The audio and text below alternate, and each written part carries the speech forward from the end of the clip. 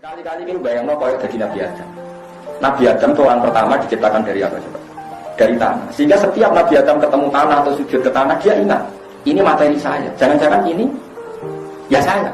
Sehingga andaikan kamu jadi Nabi Adam, setiap melihat tanah maka kamu akan bersaksi, ini ya saya. Kalau saya bisa berpikir, bisa sakit, bisa ngeluh, ini juga bisa sakit, bisa ngeluh karena materinya. Dengan demikian kamu tidak akan janggal ketika Rasulullah misalnya ngendikan tempat sujudnya Bani Adam akan menangis saat Bani Adam mati. Kenapa? Dia kangen akan sujudnya Bani Adam itu. Tidak ada orang mukmin yang meninggal kecuali bumi tempat dia bersujud nangis. Mereka kangen orang dinggo. Makanya ukuran wong elek mati itu sing gak ditangisi bumi. Wis ditutup apa? Fama bakat alihimus sama wal ardu wa ma kanu. Wong elek wong sing ketika mati itu ora ditangisi langit, ora ditangisi. Saya cek wae pakai mati itu orang bumi dingin tau. Ternyata keplok. Lah wis.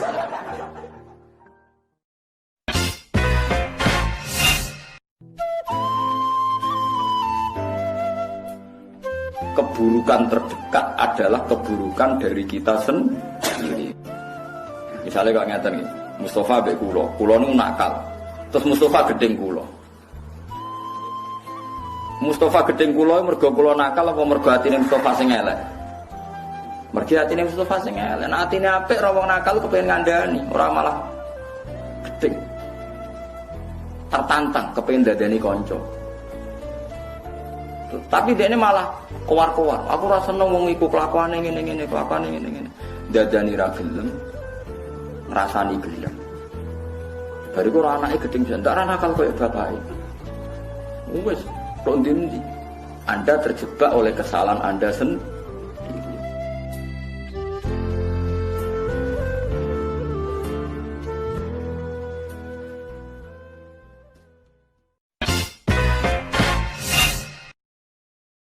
Kalau nanti istikharah be pangeran ini kisah nyata kalau istikharah. Orang nggak mati karena kelaparan di Indonesia itu barokah melarat, orang barokah mumpun itu sampean kudu yakin. Misalnya ada orang miskin tukang becak, nggak punya beras, anaknya loro. Dia pasti utang tukang becak yang sama atau koncone melarat yang sama. Dia mau diutangi beras 2 kilo, kadang duit 10 ribu. Nggak mungkin melarat ke utang Yusuf Kala. Nggak, ini fair saja. Nggak mungkin utang Abu Rizal. Aku kok utang wong sugih, mungkin gua aksesoris mobil, utawa gua aksesoris omah. Tapi nak utangnya wong melarat, iku misalnya anaknya loro nemen, utang mbek tanggane sing melarat, sing duwe mok 1 juta ditangi 200. Tukang becak utang mbek tukang becak juga mati. Artinya melarat yang soleh saja membuat siklus kehidupan luar biasa. Orang-orang yang harusnya mati karena enggak makan, karena dikonco podo melarat. Lho kula nu nate melarat.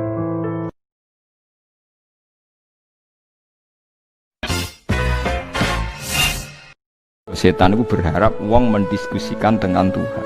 Mulane masyhur ge riwayat, menak sampean kepen selamat anut riwayat niki ya tafakkaru fi khalqillah wala tatafakkaru fil khaliq fatah liku. Kowe mikira ning gone kejadiane Allah tapi aja mikir Allah. Kowe nak mikir Allah dadi napa rusak. Mulane kena eling Allah sifati alhamdulillah paringi mangan, paringi ngombe, paringi urip. Aja eling Allah terus Allah lagi wopo. Mulane ngoten niku bener Abu Nawas, pokoke bakas Allah kadang perlu guyon. Harun Ar-Rasyid itu kadang janggal Allah ning ndi lagi wopo. Sesuai takok Abu Nawas. Sing iso jawab pertanyaan ini dikai hadiah. Kabeh ulama ra wani jawab. Harun Ar-Rasyid lagi jawab. Takok kok Allah saiki lagi opo?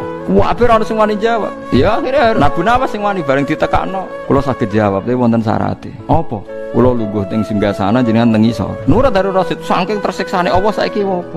Bareng wis lungguh ning singgasana Harun Ar-Rasyid ning isor. Allah saiki ngangkat Abu Nawas dadi raja, Harun Ar-Rasyid dadi rakyat.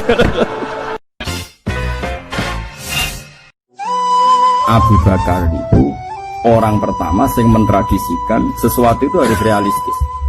Ini santri-santri khusyuk itu belajar ke itu. Misalnya Bilal disiksa Umayyah. Mergane apa disiksa Umayyah? Mergo cek budak. Budake Umayyah, wong budakku ora nurut aku. Mangane tak siksa. Bilal mau muni ahad. Abu Bakar ya realistis, ora didongakno ta diwacana hizib yo. Kadang-kadang kiai saiki ora realistis. Wong karuan ngono diwacana napa? Hizib, wacana selawat nariyah. Apa hubungannya maca selawat nariyah mergo seneng Nabi rasa ngono-ngono aneh-aneh.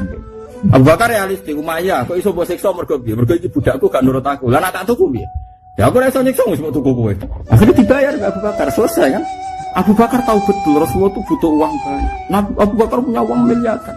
Itu semuanya disimpan untuk biaya perjuangan mbek Rasulullah. Termasuk bayari Bilal, bayari Ammar, nebusi budak-budak.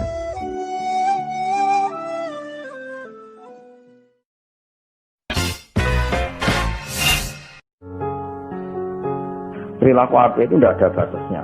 Longgar selonggarnya. Masyhur. Nabi nate ngaji ngeten iki kados kula jenengan ngaji terus ada pemuda lewat meninggalkan majelis ngaji. Banyak sahabat yang mengatakan, "Wah, celaka betul pemuda itu, ada Rasulullah ngaji kok tidak ikut ngaji." Tapi Nabi dengan enteng ngendikan, pemuda itu ngerawat ibunya, ngerawat keluarganya. Jadi gak ngaji ya bagus. Karena ngerawat keluarga itu bagian dari ajaranku. Itu namanya yahsah Nek kula ngene niru ngoten. Kula mboten nate mbayangno khole bapak alumni kudu teko ndak harus seperti itu. Misalnya yang di rumah ibu ya gak perlu datang di hallnya bapak, atau lagi golek pekerjaan ya gak perlu datang, atau genjatan senjata ambil istri ya gak perlu datang. Pokoknya husnudon, urip itu kudu yaksah bil ihsan longgar. Karena kebaikan itu tidak terbatas. Mungkin yang tidak datang di hall orang yang punya kewajiban yang lebih penting.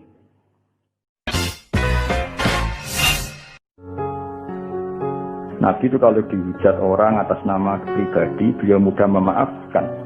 Tapi kalau orang menghujat sholat, menghujat Quran, wah itu marah besar beliau. Karena itu tidak hadzun nafsi. Jadi kemana itu orang bahasa Indonesia, jika urusan pribadi, Nabi gampang memaafkan. Tapi kalau urusan kehormatannya Allah, Nabi nggak bisa memaafkan. Maksudnya gini, jika kehormatan Allah ditindas, jika kehormatan Allah dilukai, maka tidak ada orang segarang seperti garangnya Kanjeng Nabi. Paham ya? Nabi itu kalau untuk pribadi dihujat gak apa-apa. Tapi kalau yang dihujat Quran, itu Nabi akan marah besar. Dan tidak ada seorang yang bisa marah semarah Kanjeng Nabi. Paham ya? Jadi kamane sampai nak jadi kiai tenan, itu misalnya nyelok santri rapati cepat, itu biasa. Tapi nak ono santri kok ora subuh cepet-cepet, gue tersinggung. Kok gak subuh cepet-cepet, itu yang dilanggar hak Allah. Enak gak enak kopi kue, itu hadun nafsi. Orang harus repot preman-preman nak tobat itu repot. Kulo nu rada nyesal mek tobate preman. Nah ana preman teng perapatan tobat. Niku terus ning masjid, men itikaf terus mbek wong sopan. Niku ora pas sajane. Nah tobat itu tetep ning perapatan. Sing dhisik ganggu wong disingkirno. Jadi ku tobat tenan sehingga dhisik perapatan sing gawat dadi gak gawat. Mergo sing preman gawat diganti preman sing lunak. Ora terus ning masjid ya sing iki tetep diganti generasine ngono. Mestine maksudnya mesti ora kok terus elek mboten mestine tobaté ngoten niku. Sayyidina Umar itu dulu itu menakut-nakuti orang Islam. Angger ana ndekne wong Islam wedi kabeh. Abu Bakar ya wedi kabeh wedi. Suatu saat Rasulullah mlaku-mlaku ngerti Umar gulut ning ukat, menangan. Akhirnya Umar masuk Islam. Ning omahe adike, ning gone IP-ne. Bareng Islam langsung marani omahe Abu Jahal ora terus ning masjid menenge langsung marani Abu Jahal. Aku saiki wis Islam iki ganggu Nabi tepat ini. Gentenan wong kafir sing delik. Paham nggih?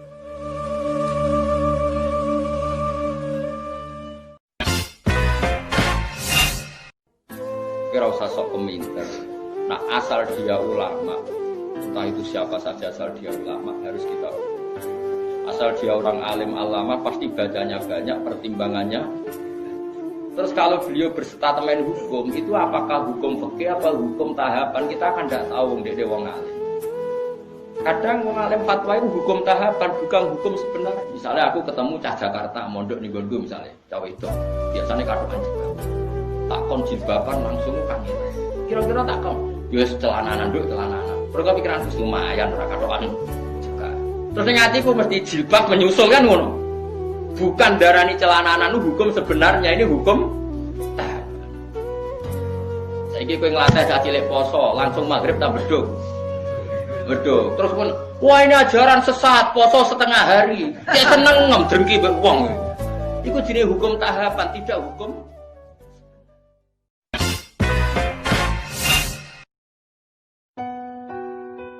Pulau itu karena hidup dengan istri saya sama anak saya, jadi yang ngurus anak saya sendiri. Jarang ngulung nyuruh saya dalam jarang. Ya, memang saya punya standar pakai kitab-kitab kados hikam. Saya ini merasa hidup di dunia itu sendiri. Saya tak warai lah Allah kalau potar. Imam yang ngarang hikam itu punya resep supaya kamu seneng terus. Liyakil lama tafrahu bihi, mesti yakil lama tahzanu bihi. Usahakan sedikit sekali apa yang bikin kamu seneng, maka akan sedikit sekali yang bikin kamu susah. Jadi misalnya kulo nih, Dadi kiai misalnya cari wong ya kalau kiai wong alim. Jelas nak ngalim ngalim, nak kiai rapati. Aman kan kiai tapi ra ngalim. Resepnya ilmu itu gini kata Hikam. Kamu harus yakin bahwa di sisa hidup Anda itu tidak akan maksiat lagi.